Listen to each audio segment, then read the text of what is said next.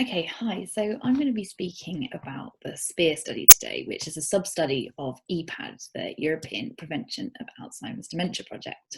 And it was led by myself and Richard Milne from the University of Cambridge. So SPEAR is the study of participant experience of Alzheimer's disease research. And it was done as part of the ethics work package for EPAD. And we had a few different questions that we asked in that. But what I'm going to focus on today is this process of becoming an EPAD participant. So from the motivations to get involved in the longitudinal cohort study, all the way to the possibility of taking part in a future clinical trial. And this process is important from an ethics point of view because it touches on issues of how clear we've been about how participants might or might not benefit from the research, how they might be cared for throughout, and how ready or willing they might be to take part in a clinical trial and why. So we did this through a mixed method study. We did a survey that 105 participants did and 7 study partners across the UK. And we also did some qualitative work, so ethnographic observations and 25 qualitative interviews that lasted about 45 minutes each. And that was across 4 EPAD sites, also in the UK. So looking at what initially motivated people, you can see that a really key reason was to help others. So this idea of altruism was really important. And that came out in interviews. So this person we called Gordon said that it was almost like citizenship, part of putting something back as a really social reason. And the interviews also revealed that over time, there were lots of other really important reasons for participating, but also to continue participating.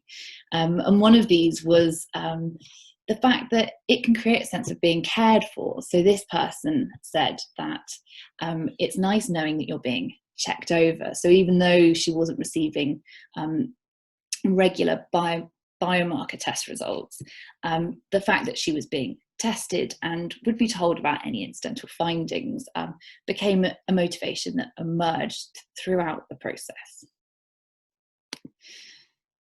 So looking a bit further down the timeline, we also asked about people's future expectations and how ready or willing they might be to take part in a clinical trial and what their motivations might be. So you can see that further down the line, it's still really important, this idea of helping others.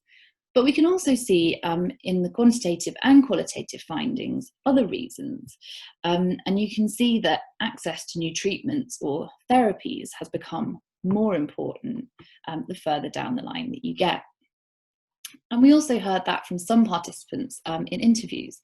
So this person said, well, I am more than happy to help other people, but of course I'm thinking about my future. And she says, I'm hoping it paves the way, perhaps, for future studies and help. So this re-emphasises the importance of being really clear about what trial participation might offer, the randomisation process, and also the uncertainties related to trial outcomes.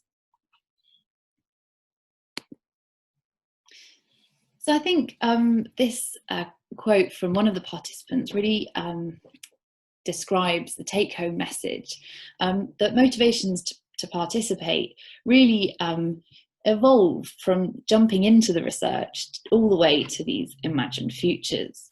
So he says, you know, if there was a possibility to counteract symptoms, should they arise in the future, we would welcome that.